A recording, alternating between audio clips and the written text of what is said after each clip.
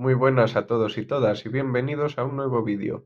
En este caso pues estoy aquí para traeros un vídeo un pelín diferente a los que suelo traer habitualmente, un vídeo didáctico que hace mucho tiempo que no traigo uno y bueno pues en este caso el vídeo que traigo ya lo veis en el título sobre el Alzheimer y es un trabajo que bueno, un pequeño proyecto de investigación que he hecho porque bueno he hecho un curso online y al final del curso pues teníamos que hacer un trabajo un poco para sintetizar todo lo aprendido en ese curso, ¿no? Al final pues teníamos que elegir de una lista de enfermedades, tenía que elegir una y decidí escoger lo que es el Alzheimer y analizar un poco pues eso, todo lo que es las características de la enfermedad y escoger a un paciente que, bueno, que nos lo podíamos inventar o coger un paciente real sin poner su nombre y su apellido originales para mantener el secreto profesional que se suele decir, no revelar nunca la identidad de los pacientes. El vídeo, bueno, teníamos que incluir un vídeo con una presentación de PowerPoint y luego también un documento extenso de 30 páginas que, bueno, está tanto en Google Drive, en el formato de Google Drive, ¿no? Como en formato PDF. Está de ambas maneras en lo que es el trabajo y lo que es el vídeo entero, sin cortes. Y este, bueno, pues como lo voy a subir a YouTube, pues sí que lo cortaré y lo editaré un poquito más, ¿eh? Para que no se haga tan pesado. Y bueno, pues no tengo mucho más que añadir, así que os dejo con la presentación de PowerPoint y nos vemos al final del vídeo. Hola, soy Víctor Cortizo y voy a hablar del Alzheimer. Pues bueno, vamos a ver aquí un poco el contenido de esta presentación. Aquí tenéis un índice. Vamos a empezar hablando de qué es el Alzheimer, vamos a ver su fisiopatología, o sea, cómo funciona la enfermedad, sus signos, sus síntomas, cómo se diagnostica, cómo es el tratamiento, la alimentación del paciente, cómo tratar a este tipo de pacientes que tienen estas enfermedades.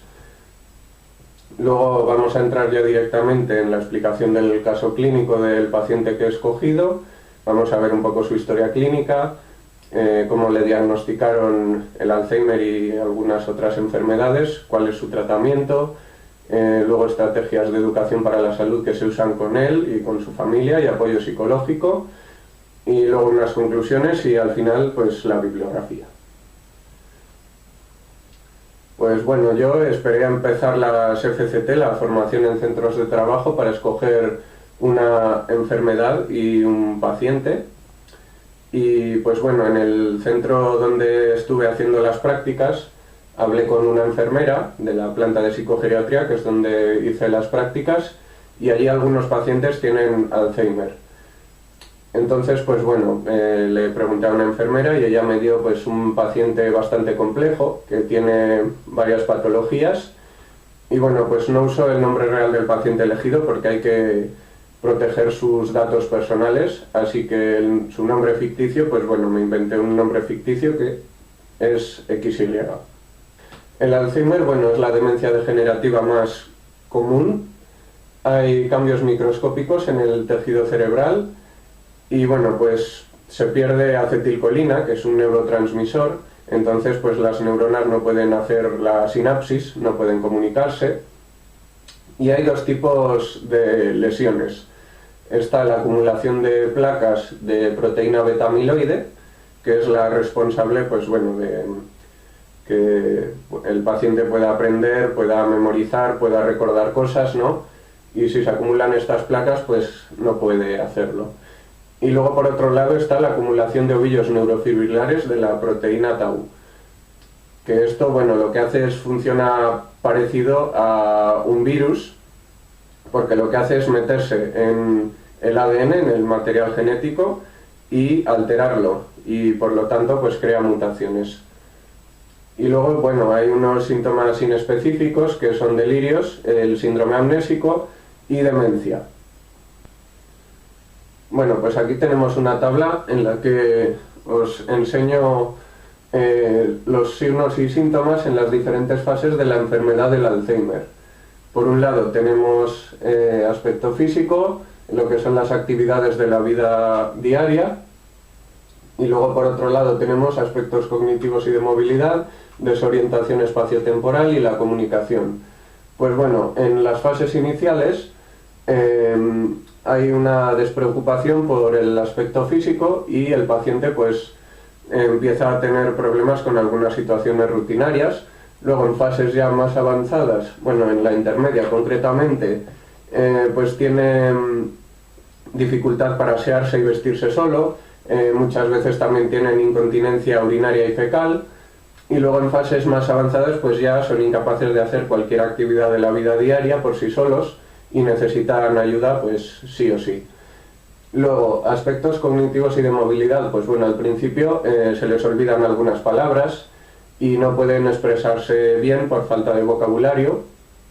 Luego, en las fases intermedias, pues aparece en lo que es la pérdida del lenguaje y luego también pierden lo que es el control de movimiento, o sea, les cuesta moverse, y también son incapaces de reconocer ciertas personas y ciertos objetos. Y en la última fase de todas, pues no, o sea, muchas veces ya están en silla de ruedas y no pueden moverse, ni reconocen a las personas, ni reconocen objetos, ni nada. Luego, desorientación espacio-temporal, pues bueno, al principio se dan cuenta de que tienen esta desorientación, de que no saben en qué día viven, no saben qué hora es, no saben dónde están, entonces pues muchas veces se encuentran inquietos e incluso pueden entrar en depresión. Y luego, la fase intermedia, pues bueno, a veces pues llegan a perderse en algunos sitios y temen desplazarse de un sitio a otro porque pueden llegar a perderse. Y en la última fase pues ya no saben ni dónde están, no reconocen a nadie. Y luego en comunicación, pues bueno, al principio, como ya he dicho, pues le faltan algunas palabras y no le salen algunas palabras. Luego ya más adelante, en las fases intermedias, les cuesta hablar, muchas veces dicen frases o palabras incoherentes e incluso a veces repiten una misma frase todo el rato o una palabra todo el rato y es lo único que dicen, y en la última fase pues ya son incapaces de hablar. Bueno, el diagnóstico, pues la enfermedad de Alzheimer se diagnostica cuando el paciente fallece. Esto, bueno, lo hablé con varios profesionales sanitarios de donde estaba haciendo las prácticas y todos coincidían en lo mismo, en que se diagnostica, pues eso, cuando el paciente muere, se hace una autopsia y ahí se determina si tenía enfermedad de Alzheimer o no. Y mientras vive, lo que se puede diagnosticar es una demencia tipo Alzheimer. Y para detectar esta demencia y bueno, otras demencias también, se utiliza el test de Lobo, el test cognitivo de Lobo, y se puntúa de 0 a 35 y cuanto más baja sea la puntuación, pues mayor será el grado de demencia.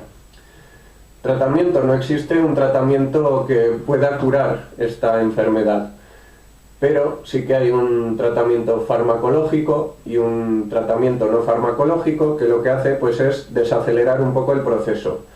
El tratamiento no farmacológico, pues bueno, son juegos de memoria, de atención, musicoterapia, o sea, se les pone por ejemplo, una canción y tienen que saber seguirla, o psicoestimulación, pues bueno, son actividades para ejercitar tanto la mente como las manos.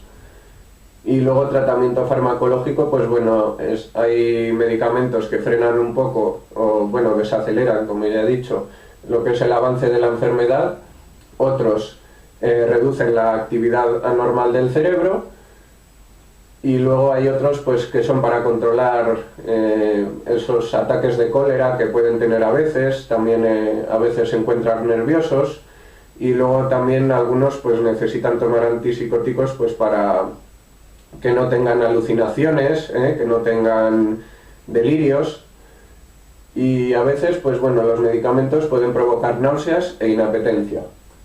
Alimentación, pues bueno, la dieta tiene que ser de fácil masticación y deglución para el paciente, o sea, tienen que poder masticar y tragar bien. Y luego, pues bueno, en las primeras fases puede haber anorexia o el efecto contrario, glotonería. Y algunos pues tienen más ganas de comer cosas azucaradas. Después hay una fase de agitación en la que el paciente pierde mucha energía, entonces pues bueno, se le pueden recetar algunos batidos hiperproteicos o hipercalóricos para recuperar toda esa energía que pierden pues en esta fase de agitación.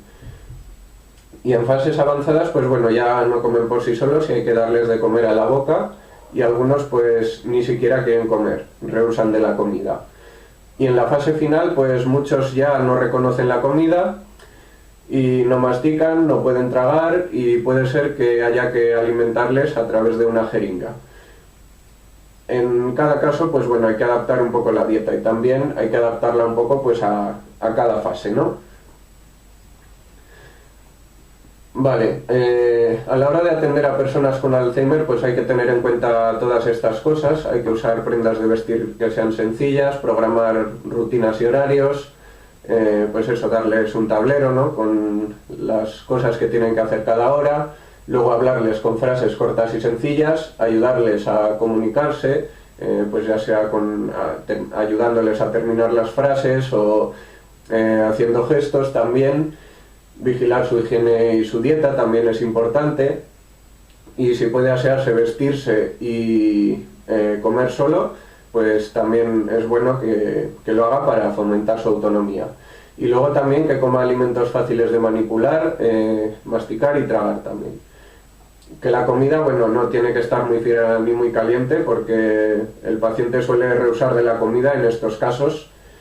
Y vigilar también el estado de su boca y sus encías, pues bueno, que no tengan placa bacteriana, y que no tengan halitosis, que es bastante importante, mantener la higiene de la boca.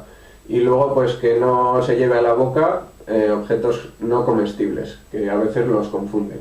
Vale, vamos a hablar ya del caso clínico. XY pues es un hombre de 66 años que ingresó en la residencia con 64 y tenía lapsus de memoria, no podía manejar el dinero, se le detectó una demencia frontotemporal y Alzheimer, tenía rigidez muscular, le cuesta hacer movimientos, tiene hipertensión arterial también, tiene apneas y hipopneas del sueño, que esto es algo así como problemas de respiración durante la noche cuando está dormido. Y luego tiene crisis comiciales, que estos son, bueno, convulsiones, las convulsiones típicas de la epilepsia, gastritis crónica, úlceras por presión en manos y sacro y dermatitis del cuero cabelludo. Y su madre, pues bueno, tuvo una ACV y demencia a los 80 años. Eso, bueno, como historial familiar, ¿no?, de todas estas de patologías, ¿no?, que podía aparecer en la familia. Y bueno, contexto laboral del caso, pues bueno, aquí tenemos los tipos de contratos de trabajo que puede tener un auxiliar de enfermería que trabaja tanto con XY como con otro tipo de pacientes, ¿no? Vamos a hablar un poco de la patología del paciente. Tiene gran deterioro físico y mental. En 2014 pues se le detectó un principio de demencia, en 2015 ya se perdía en la calle y no podía conducir. Luego confundía el sí y el no, por ejemplo, si estaba de pie, le preguntaba si estaba de pie y te decía que no, y se liaba pues a la hora de hablar y le costaba expresarse. Y luego pues también costaba entender su lenguaje no verbal porque sus gestos eran bastante confusos. Hoy en día ya no habla. Le costaba también entender los mensajes cuando le hablaban, o sea, si en una misma frase le dabas dos indicaciones, igual solo entendía una o no entendía ninguna, y confundía el parentesco de su esposa con su madre. Le hicieron una resonancia magnética craneal en 2014 y una tomografía axial computarizada en 2018. Se le detectó una atrofia frontotemporal, o sea, lo que es una atrofia en la zona frontal y en la zona temporal del cráneo, y también se le detectó un principio de demencia frontotemporal e isquemia, o sea, falta de riego aquí en la zona frontal también. Y luego en la tomografía axial computarizada de 2018 pues se vio que la atrofia que tenía en la región frontotemporal pues era mucho mayor, y luego también se le detectó una hidrocefalia, lo que es una acumulación de líquido cefalorraquídeo en los ventrículos cerebrales. Y luego también se le detectaron varias placas de ateroma en algunas arterias, pues bueno, tanto del cuello como de la cabeza, ¿no?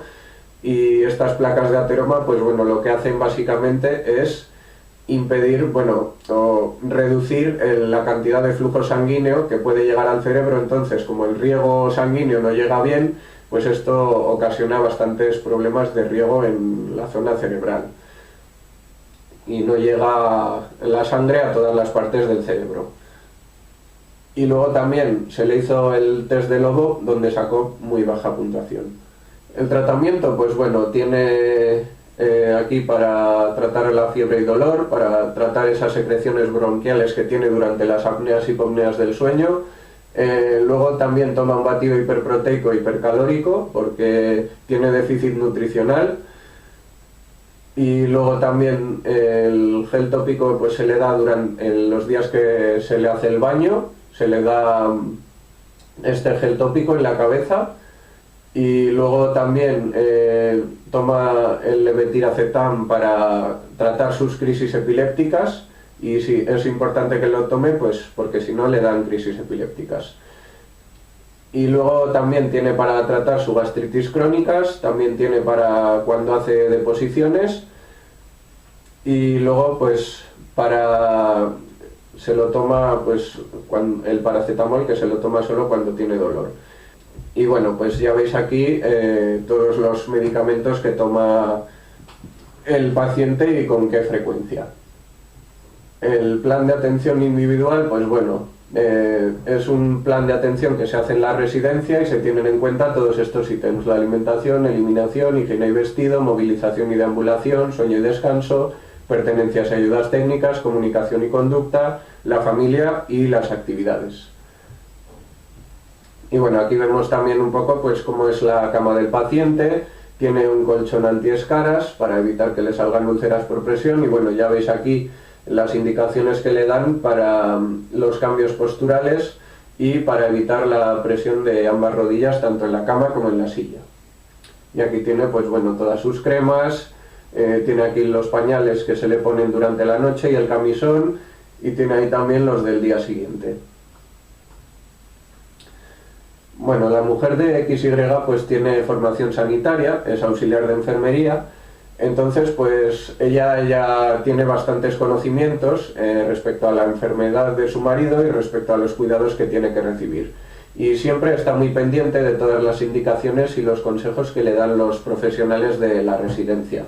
Suele hablar bastante con auxiliares, con enfermeros y enfermeras, también con los médicos, con terapeutas, para saber un poco pues lo que le conviene en cada momento. Y durante los puentes pues y festivos pues se lo suele llevar a casa, y ella es la que le proporciona todos los cuidados.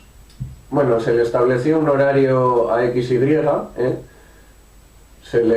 esto en las primeras fases, porque ya bueno, ya como no atiende mucho porque no puede, pues se le estableció en las primeras fases un horario XY, se le apuntaban las cosas, se fomentaba mucho su autonomía y se intentaba pues que ejercitara su mente pues haciendo sudokus, haciendo sopas de letras. Y luego también a XY pues se le hizo duro aceptar sus patologías y el hecho de saber pues que cada vez podía hacer menos cosas, ¿no? Entonces sí que tuvo algo de esta depresión que hemos comentado antes, que pueden tener algunos pacientes pues porque se dan cuenta de que su deterioro cada vez es mayor. Y luego bueno, él se esforzaba en seguir los consejos de los profesionales que le atendían, tanto médicos como enfermeras, como auxiliares, pues eso, todos los profesionales sanitarios, psicólogos, psiquiatras. Y su mujer siempre se muestra optimista y está feliz porque sabe que en la residencia pues los profesionales le tratan bien y le cuidan bien y están pendientes de él. Y luego, bueno, pues ya para terminar, he aprendido mucho del Alzheimer y de este paciente XY, que ya he dicho que es un paciente bastante complejo y bueno, ya lo habéis visto. Hay mucha información del Alzheimer, tanto en libros como en internet. Y he leído de muchas fuentes, he contrastado la información, la he sintetizado, la he resumido. XY, bueno, es un paciente bastante joven para tener tantas patologías con la edad que tiene, ¿no? Es bastante chocante. A mí me llamó bastante la atención el caso de este paciente. Y luego, bueno, el personal de la residencia pues me ha proporcionado material para este proyecto, material suficiente, y los protocolos estaban adaptados pues bueno, a las necesidades de XY. Un auxiliar de enfermería solo pues no puede atenderle, necesita más profesionales, ¿no? Necesitamos, como ya he dicho, enfermeras, médicos, terapeutas, psicólogos, psiquiatras. Luego, puntos flacos de lo que es el tratamiento de este paciente, pues quizá hay que hacerle más cambios posturales y vigilar más las zonas de apoyo, aunque bueno, es bastante complicado mantener esas zonas sanas porque está prácticamente siempre encamado. Y luego puntos fuertes, pues bueno, la medicación le mantiene bastante controlados lo que son sus enfermedades, y luego la comunicación entre la mujer y el equipo sanitario pues es muy buena. Y nada, pues estos son los libros que he utilizado, ¿eh? Por ejemplo, bueno, esta tabla que os he enseñado con los signos y síntomas, que se veía ahí la foto, esa la he sacado de uno de estos libros, de este libro en concreto. Y estos son todos los libros que he utilizado como referencia. Y luego, bueno, pues aquí están todas las páginas web que he utilizado. Y no hay nada más que decir. Bueno, ¿qué os ha parecido esta presentación? ¿Qué comentadme por ahí abajo? ¿Os parece que lo he hecho bien? ¿Os ha gustado? ¿No os ha gustado? ¿Os parece un caso interesante? No sé, comentadme lo que os ha parecido en general este vídeo, si habéis aprendido algo, ¿eh? Y pues nada, no tengo mucho más que añadir. Espero que os haya gustado este vídeo. Podéis dejar un buen like si os apetece, si no os apetece, pues no. Y nos veremos en próximos vídeos. Así que hasta la próxima. Adiós.